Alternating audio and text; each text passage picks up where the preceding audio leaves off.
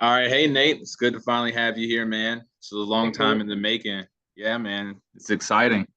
So I just want to kind of start the video off here. Have you introduce yourself, kind of let people know who you are, why we're doing this, and let them know a little bit of your history, and then we can go into the lesson for the day. Okay.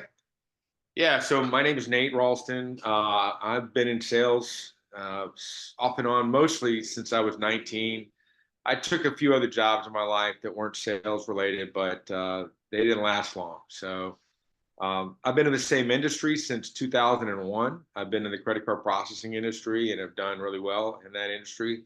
It's a difficult industry. It is maybe I would say I would challenge anyone to tell me there's a more difficult sales cycle or industry in America or the world. It is commoditized, it is competitive, pricing is low. There are a lot of people in the marketplace, and yet I'm considered one of the best to ever do it. And even today when I hire a sales rep, I expect them to do about 5 to 10 new accounts a month. And at my at the end of my sales career and before I moved into management, I was doing 30 plus accounts a month. And so in a very small town in Alabama. So um, Yeah, yeah. So that's about 30 years worth of sales experience, business experience total, and yeah, still have a bright future ahead of you. You're still getting it. So, um, we were going to talk about today about the three core beliefs that you feel like are, the most important for a salesperson in general, sales leadership. yeah. Um, so you just want to let us know what's going on. Yeah, I'll start with my story. And I had been in different forms of sales in college. I sold electronics, so I worked at a place called Campo, and I worked at Circuit City for a little while, and we sold back then VCRs, camcorders, computers. We sold washers, dryers, that sort of thing, um, and I was pretty good. I was usually in the top 2 to 3 salespeople in the store, um, and did really well. The company went out of business that I was working for there in Tuscaloosa, and so I went to work at Haverty's, and I was the only part-time sales guy that was there. Hmm. And I still had a full-time quota. So Haverty's they had a comp plan that said basically you're going to make minimum wage unless you hit your numbers, and my Hmm. number was no different than everybody else's. So even though I only worked part time, I was in college full time, and I had to make those numbers, and I did it every single month. I think I may have missed out of 2.5 years working at Harry's. I may have missed 1 month of not making my number, and that month was pretty tight, but. Right. Uh, God always provided. I always worked hard. I did my job. I showed up on time, things like that. But as I moved out after college, I got into another job, and you're in kind of big boy sales at that point. You're a Hmm. professional. Back then they gave you a cell phone and a car allowance, and so I was selling larger sales, sometimes up to $250,000 was the ticket, and it was in IT. We were selling switches, routers, software solutions, things like that. Mostly to banks and hospitals. And this was right before Y2K happened, and so banks and hospitals were our biggest target markets, and we did really well there. And that company, I was doing pretty well with them. I was at least above average for a new guy, and so they decided, hey, we want to open a territory in Mobile, Alabama. And so I moved down to this area, settled on the Eastern Shore in a little town called Daphne. And we uh, about to get started, and the company goes Chapter 7, bankrupt. Hmm. So at that point, I'm looking for a job. And it was the year 2001. I've got a new house, a baby on the way, and I'm looking. So I looked at maybe, well, I should go back to Haverty's. Thought about that. Don't really make enough money at Haverty's to make it the kind of bills that I had at that time. So um, I took 3 job interviews for a commercial, and I thought I was going to take the job. It was a commercial furniture selling to hotels and lobbies and things like that. And they had a starting salary plus commission, and they even had a consulting company hiring firm. And after 3 interviews, maybe even 4 in Pensacola, they offered me the job.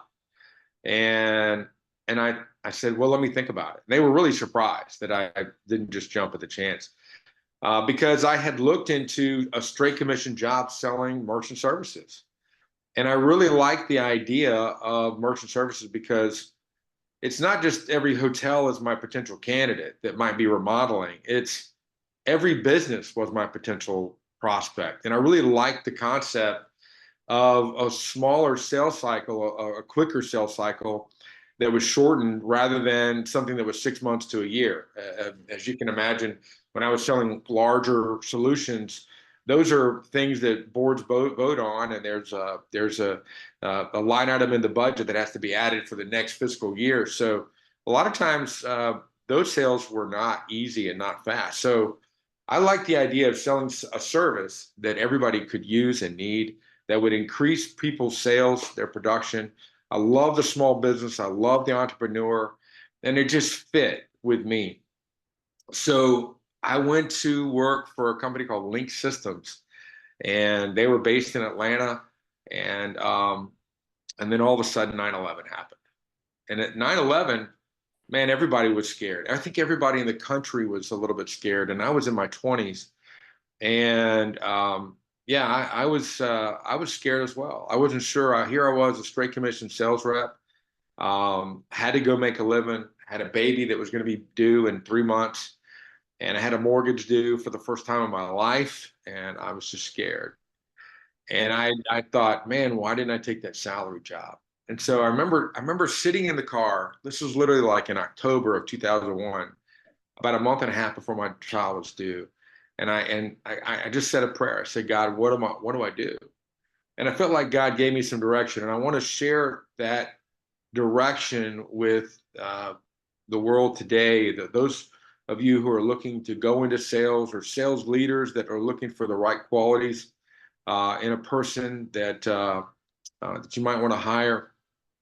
And so the first core belief, the question that I asked is, can I do this? Like, can I? Do I have it in me to do it? And now it's easy in Alabama to say, I can knock on 40 doors, because I see guys crawling on the roof in July, and they're roofers, they're contractors. That's a hot job. I don't know if I can do that. I probably could. I don't want to. I'm grateful that I am not a roofer in South Alabama, right? And especially in July and August. It may be great in April, but it is not the job you want in the summertime in Alabama. So No.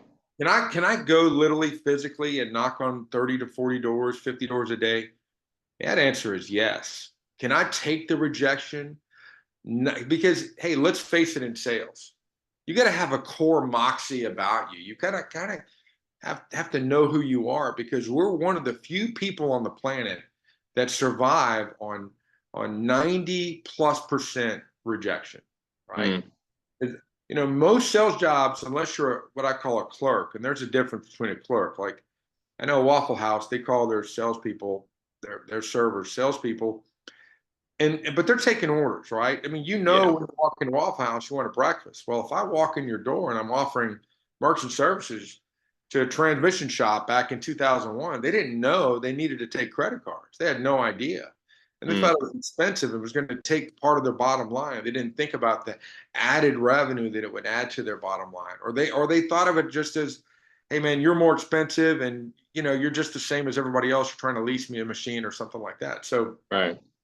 the question is, can I do this? Am I intelligent enough to take the job? And so that thought, kind of popped in my head. Well, am I capable of doing this? And I looked around and I thought about the last sales meeting that I was at. I thought, well, I wasn't the dumbest person in the room, right? I think, I've still got both my feet, thank God. Got the ability to open a door with one hand, so I can do it. Even if I was in a wheelchair.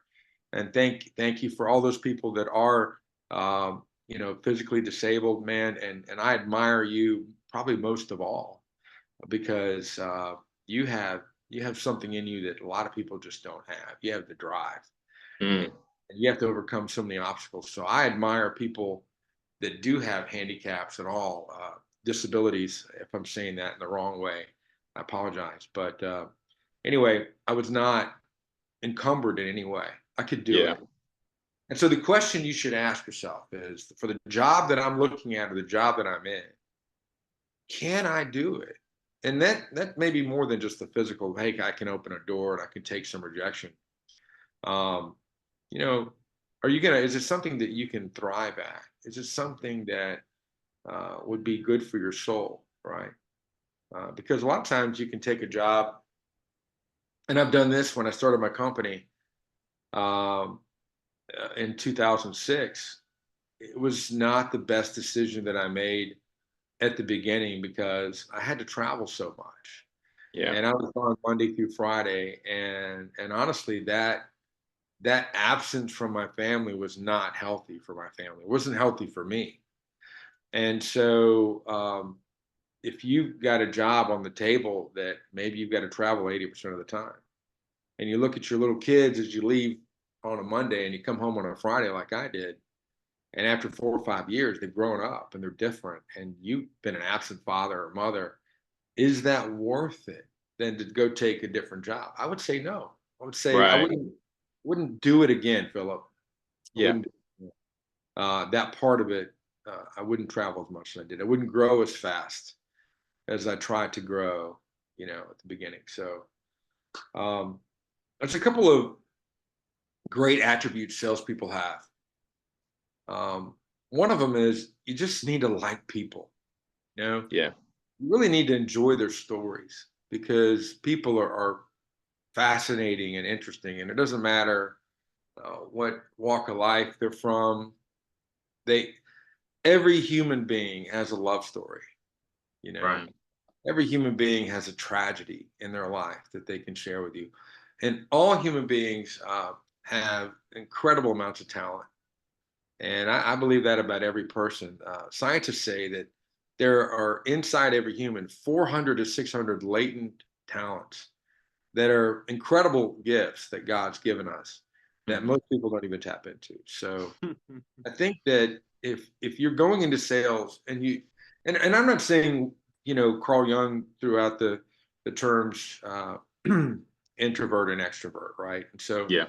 we think that an extrovert is the person that has to be the best salesperson.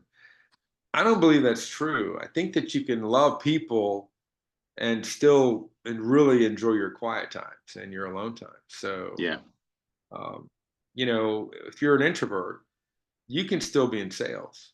If you can turn it on and meeting one to one, and you can enjoy a conversation with someone, and Hmm. then afterwards, hey, retreat a little bit, recharge your battery, then that's okay. I think you can do that. So, but I think you have to be a lover of people, a Yeah. lover of good stories, and interested in who people really are, what makes them tick. Um, Yeah.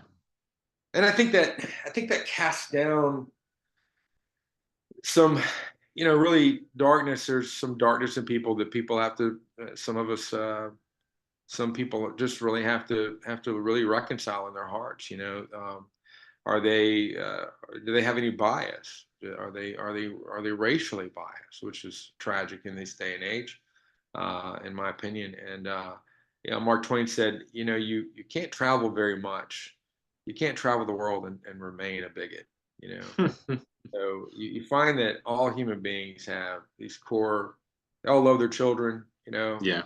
They all desire the best for their descendants, and I think that ultimately we're made by the same creator, so we have the same spiritual design.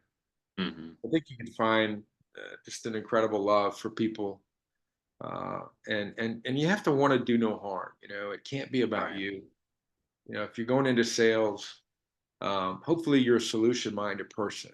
It's not uh, just all about your paycheck. Because if it's Right. about your paycheck and you're just trying to sell something, um, I really wish you would not be in sales, honestly, because you give the rest of us a bad name. Ain't You that the know, truth? I think to be a sales professional, to do it for the long term, like I have over 30 years, you've got to have always been a person that's interested in really helping the other guy across the table. Hmm. I think it's gosh, why is his name escaping me?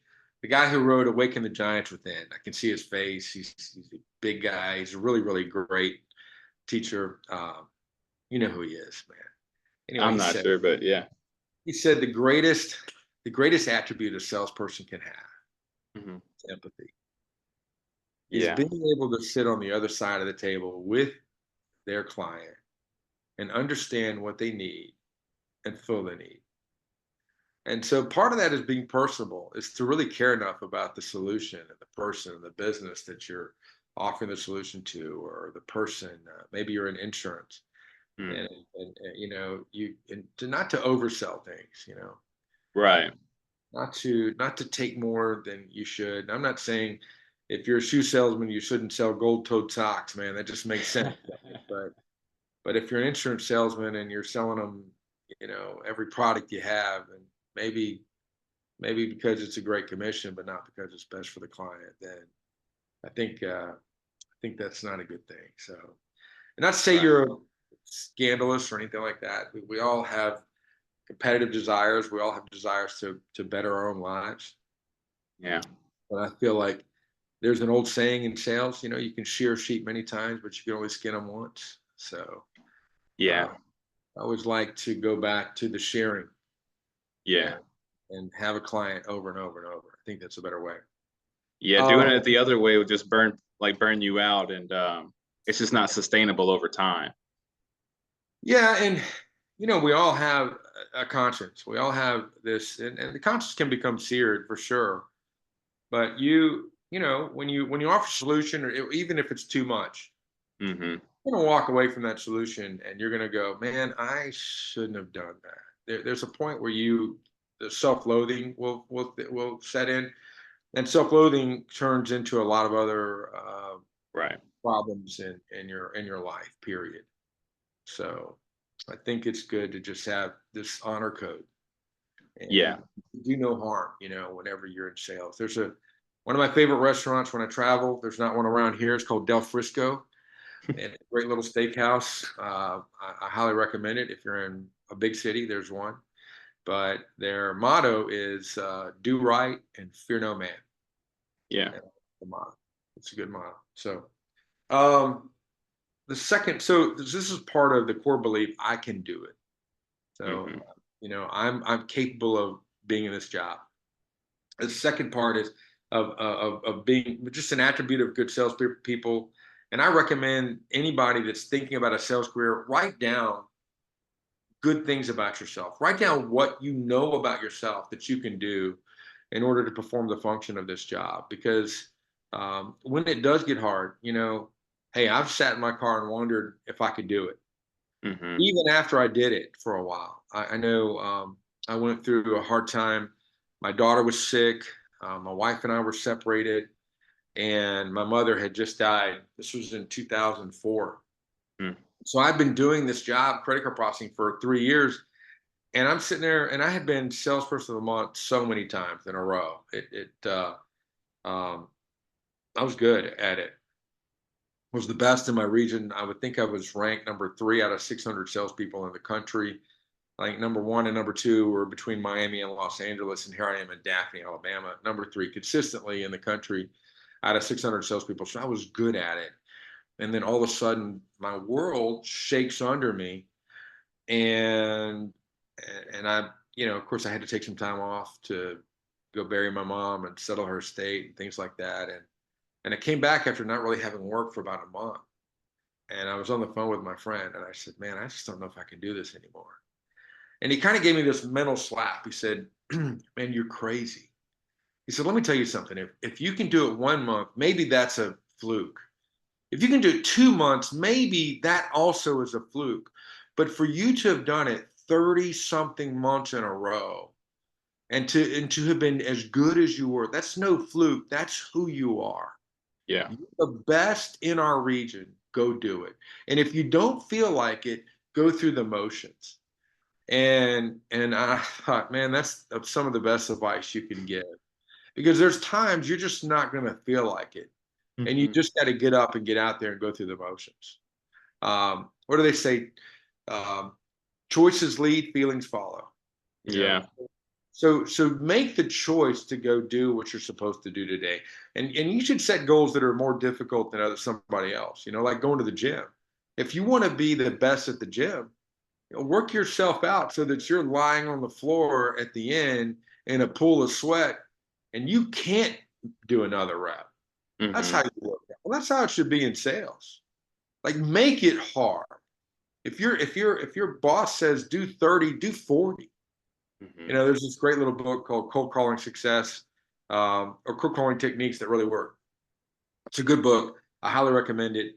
And it says, hey, at the end of the day, when you think you're about to close up shop, do one more call. Just do one more sales call, you know? And it's amazing how that one more sales call, if you add up, hey, I just did 5 more sales calls over a week, or 6 over a week, or maybe I did 2 more calls, and that's 10. And over a month or a year, that could equal the 4 or 5 more sales. That Hmm. adds to your bottom line. That's a couple $1,000s in income. That's a vacation every year, or a different kind of car, or a better savings account, hopefully, right? So all those things are important. The number two step, and I know I get distracted. I'm a storyteller. No, you good. Is I'm a quick learner, right? And I think that in sales, you just need to be able to focus and learn what you're supposed to learn. I would be regrettable about my career in sales if I didn't take the time to learn about my competition. What do they do? How are they doing what they do? Why are customers buying from them? And when they do, what are they saying that makes them great? And that's okay if you steal some of it, right? Because I'm just trying to get better. If my competitor does something better than me, I'm going to adopt it, right? I mean, Hmm. isn't that the Hyundai way, right? Hyundai just, like, I think they bought a Toyota Corolla, and they didn't even have a research and development department for a while. I'm not sure if that's a true story, but I heard that they were just, hey man, we're just going to take apart a Toyota and recreate it, and build a car company out of it. Hmm. That's a brilliant way. Even if it didn't happen, it's a great story. Hmm. That you can do. Recreate some of the great things that your competitors have done.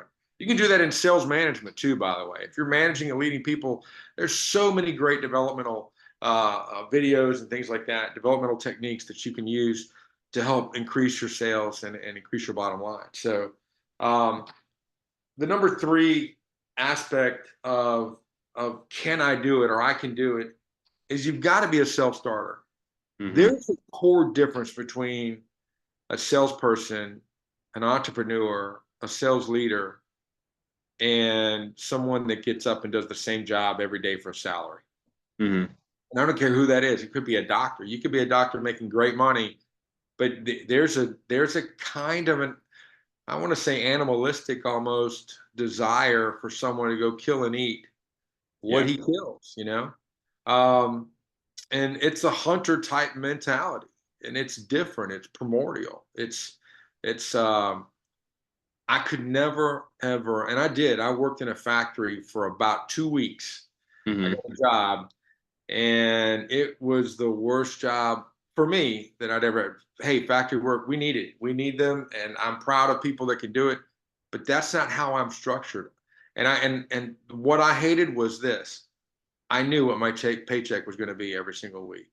Hmm. Thank God I got laid off from this job. They hired too many, and I was probably terrible at it anyway.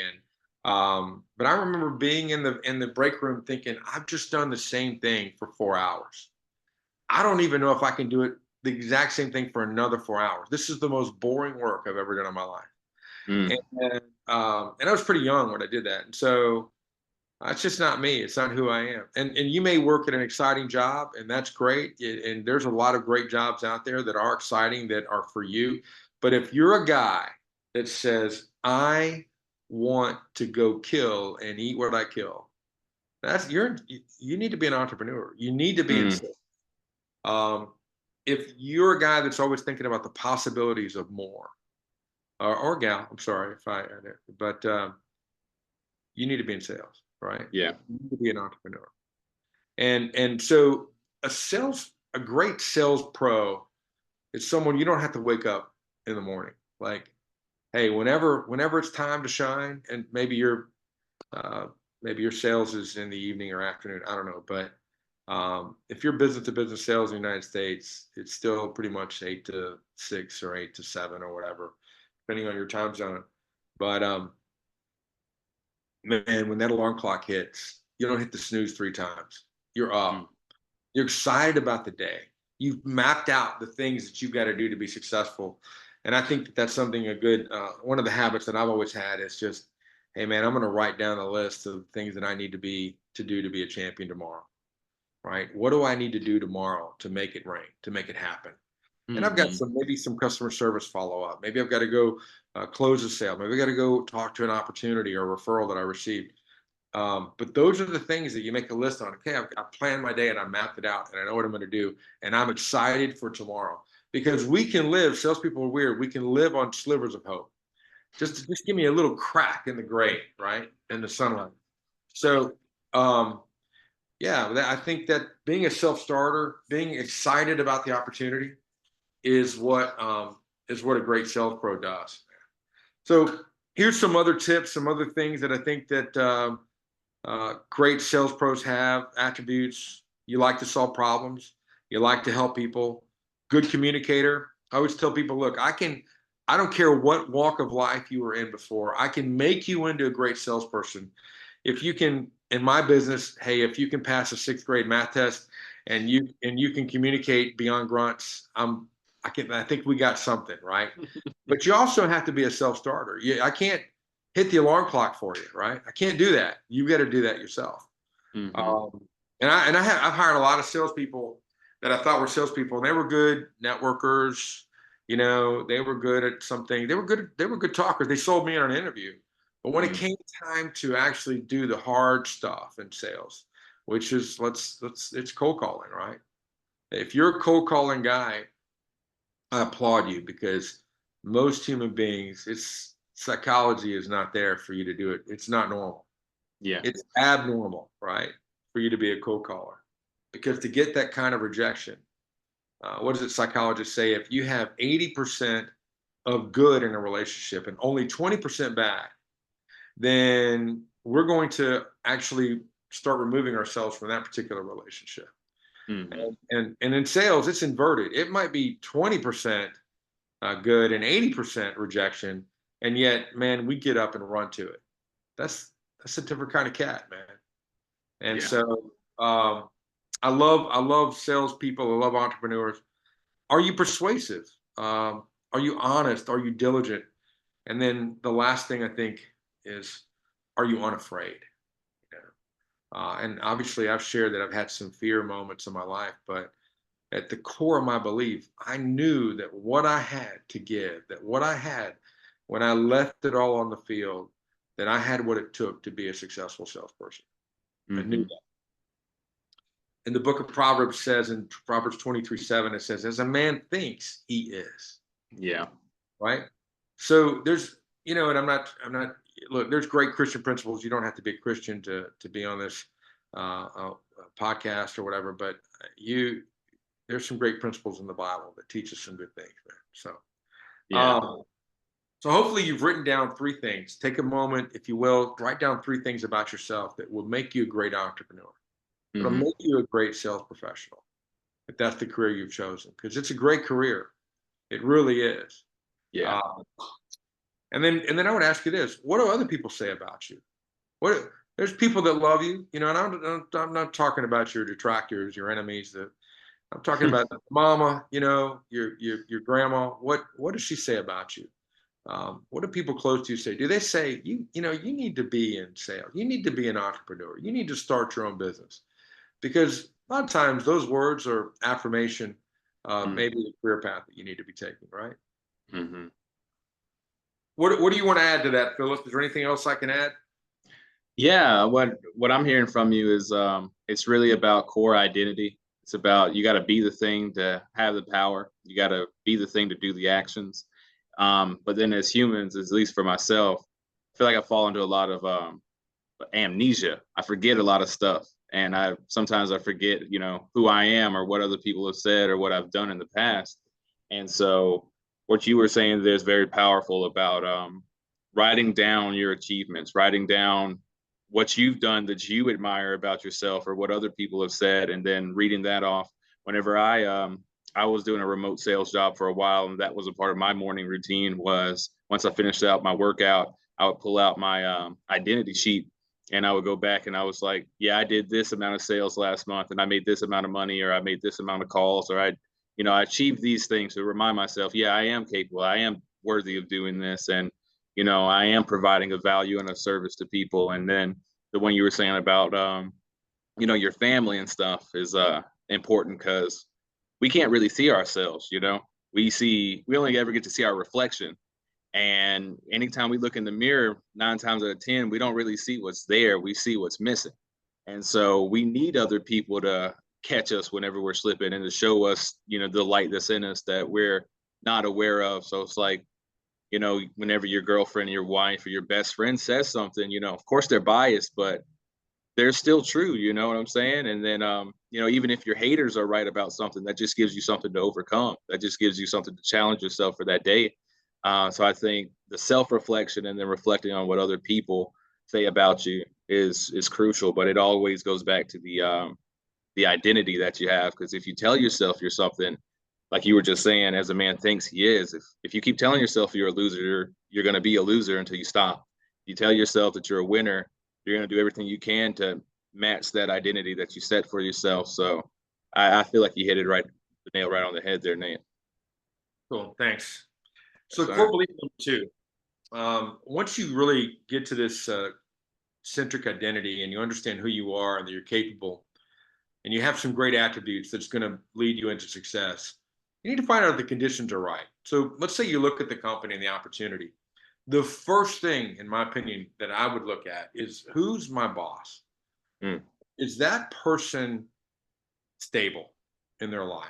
And there's a lot of factors that go into whether they're stable or not. But hopefully, it's a thriving team. It's a team that he's or she has under them that are happy in their position, mm, and truly being lifted up.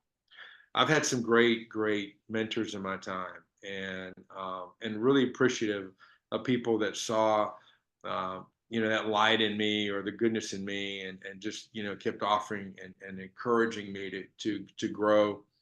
Um, and so, hopefully, you're going to go work for your direct supervisor, the person that you're going to mm, probably spend the most time with is a person that's going to be a positive influence. And we can learn a lot from people that aren't positive influences. But man, it is so much better, so much more mm. fun to work on a sustainable environment for a supervisor that's good and going to speak life into you. Mm. So I think good congruent core values are important. I think those are important to. And at the end of the day, with who do you want to hang out with after the work day is over?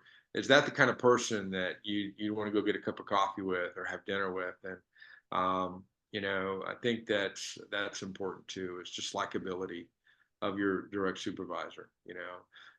Do you admire them? Do they have a trait or characteristic that you could really use more of? Yeah. I have a great friend named Queen Harris, and he's one of the most remarkable human beings in my life that I've ever met.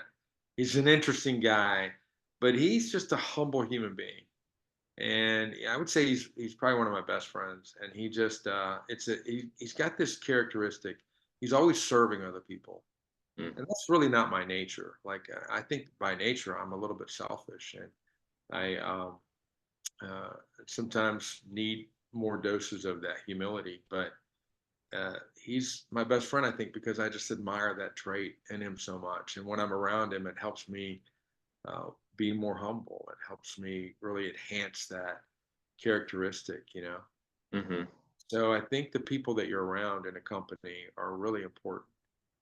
What are their core values? And if they're not enunciated, you can kind of get a taste of their culture after being around them for a little while.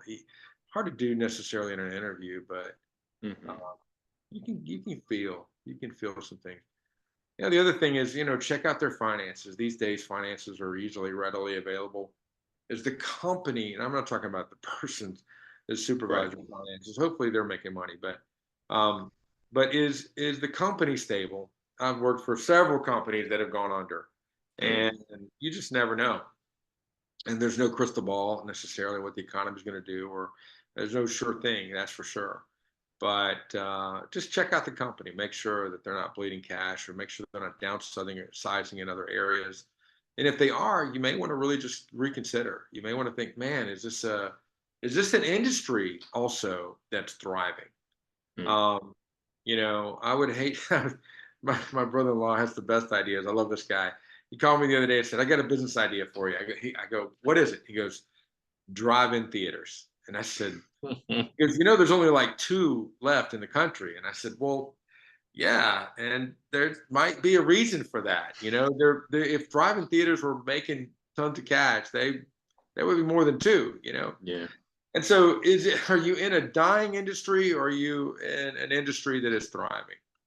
Is there a lot of growth potential in the particular industry that you're in? Or is it saturated? Or are you in an industry that might be saturated, but people just need, there's one of the hardest things you can do is take a new product, brand new product, Mm. uh, to a new marketplace, right? That is Yeah. really difficult to do.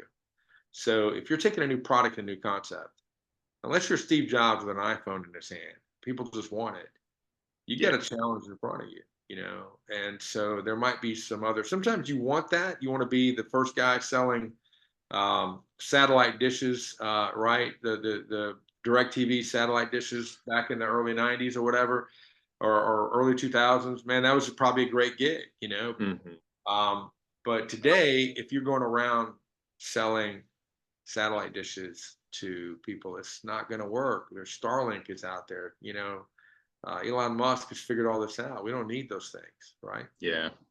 So, is the industry right? Is the company in health? Is the leader that you're going to be dealing with? And then look at the team. Look at the people that are going to be in your position. Are they making the kind of money that you need to make?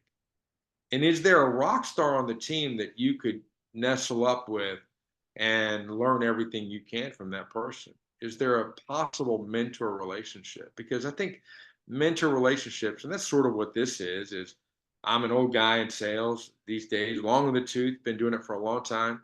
And you're Philip, you're my guy, we're learning together. And I learn from you too. But when it comes to how to be great in sales, man, find a guy in your Hmm. company, especially in your industry, say, this is what I did. Follow me, do what I did. Right. And then be humble enough to just do what they do. And you can make the changes later on. Most of the time, I've hired hundreds and hundreds of salespeople throughout the years. The successful ones would come out of the gate and they would do exactly what I told them to do, because my system works, right? Yeah. It just works, especially in credit card processing. And then they would get cocky and start doing it their own way, right? They were like, I got this. I got to figure it out. I don't need to do all the little things that you think I need to do. And eventually, a lot of them would not make it. Most of them, in fact, would not make it because they lost the basic disciplines of what successful people do all the time, right? Hmm. And the difference between what successful people and unsuccessful people is successful people do every day what unsuccessful people do occasionally. Hmm. And so a guy that's diligent is a guy that's going to win. I'm giving you some stuff for the next podcast, right? So, you know, are the conditions right for success? And then ask yourself this again: what kind of life will I have if I work for this company? Because there's companies that'll suck the life out of Yeah. you. Companies that'll put you to work and they'll say, "Hey, man, we encourage." They'll say the right things, but do they? And I'm talking about your life balance with work, right? I'm talking about home life. But then Hmm. they'll call you on a Saturday and go, "Look, we need you to come in. We need to come in now." Mm. And so, in my opinion, going back in my life, I would never trade my family time for my work time. Unless it was, I just needed to make the money, I just wouldn't do it. Uh, Hmm. and there's a part of your life when you get to, I don't need the money, but I want the money. I think that it's way better to trade the money for the time. So, Yeah. Yeah, especially when your absolutely. kids are small, especially when Yeah. your kids are small. So, all right, core belief three. We're doing good on time. We're gonna wrap up here just a little bit. And this is, Simon Sinek wrote a book called Find Your Why, right? And this is a great question to ask yourself. Why do you want to do this? And do you envision yourself doing it over a long period of time? So it's just a two-part question. And the why part is maybe you need a job. Maybe it's just as practical as, hey, I got a job opening, I need to take it. I want to be good in sales. And you know what? That is worthy of the answer, take the job, right? Because Hmm. providing for your family is one of the it's deep within the race, especially within men, to provide for their children and their wives, and to be that guy in the family that put it on my shoulders and I can carry it. And I applaud you if that's the reason. Maybe you're an introvert, you don't know how to be in sales. That's okay. That's really okay. I think providing for your family is a very valuable reason to do whatever job it is. Hmm. Even if it's roofing in July in Alabama, right? But does this provide financial freedom? Is this going to is your why because you want more time with your kids? That's a great that's a great reason to do sales, right?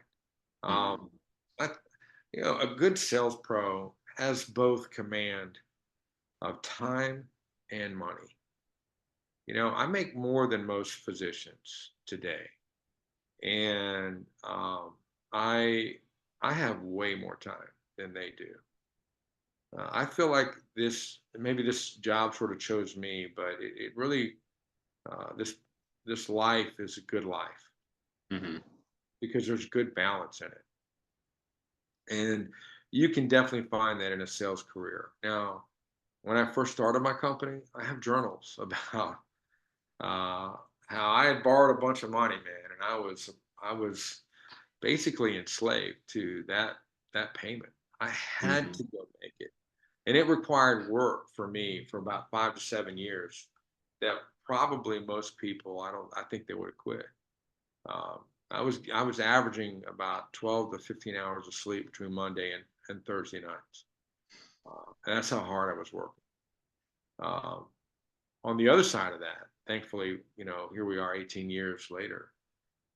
We're in good shape, and I don't work nearly that hard. Thank God. But the beginning was difficult, and are you willing to pay the price? And is the Yeah. price worth it? Because there's a cost to your kids, to your family. There's a cost to relationships if you are working that hard for a season. You just got to weigh those costs out. You got to find your why. And because when it becomes difficult, and it may be, hey, my why is I don't want to be bankrupt and broke, right? Hey, then that's a good why. Go do it. And sometimes there's sacrifices that need to be made for a season within a family. Hey, dad's got to go hustle for a while. Maybe 2 years, might be 3 years, but hopefully you can pull that back a little bit and then enjoy the time with your kids that you have while you can. Like multiply the time. Like when you're with them, just be present. And that's okay too, because there's soldiers that go off to war. There's soldiers that serve, and when they're home with their kids, they're just present with their kids, right? They have to be gone. There's just jobs that don't require that. And so in sales, your work-life balance, your vision for where you are, your why is essential as to what you're going to do. So, I'm just going to look at my notes. Here's part of the vision too, Philip, is you know, financially, especially, what's your financial vision? I usually have five kind of vision quests in my life going at the same time. I look at it as like a wheel that has five spokes. And if one spoke is missing or it's not, you know, really extended to the end of the wheel, then I'm going to have a bumpy ride in my life. Hmm. And so the five basic aspects of my life: number one, my relationship with my God; number two, my relationship with other people, especially my family; Number three, my finances. Those, that's important. And number four is my job, my work, and number five is my ability to leisure, my off time, my hobbies, things like that. So I think you need a balance in all those things. And is this position going to give you that ability to balance your life in those five key areas? And I think it's something that you can do. And but instill a vision in your life. By people without a vision perish, right? Yeah. So if you can see yourself being successful, if you can see yourself, and I mean defining success in those five key areas, right? Because Mother Teresa made not a penny in her life, right? But she's probably one of the most successful people in the world. So success isn't just dollars and cents, man. Success is the balance of those things. Yeah. And looking back, and I know there's sales targets to hit, and there's numbers that you got to hit those, right? Go be a guy that when you're at work, be at work. But hopefully that when you get home, man, you can leave that behind and you can just be present with your family. Because a job is going to go away. Even a business is going to go away. What is it? Something like, and I know I looked at these statistics a while back, but 50 to 60% of all businesses in the first year fail. Like there's a 90% failure rate in businesses. So if you, in 5 years. So if you own a business, if you're starting a business, the odds of you staying in business in year 5, 10%. So when you get to that 5th year, like celebrate that, man, because you've done something most people don't. And in your failures, man, just look around and figure out what you learned and do it over again. Keep going. It's okay. Well, that's all I have for today, Philip. That's it. Is the 3 areas is, can I do it?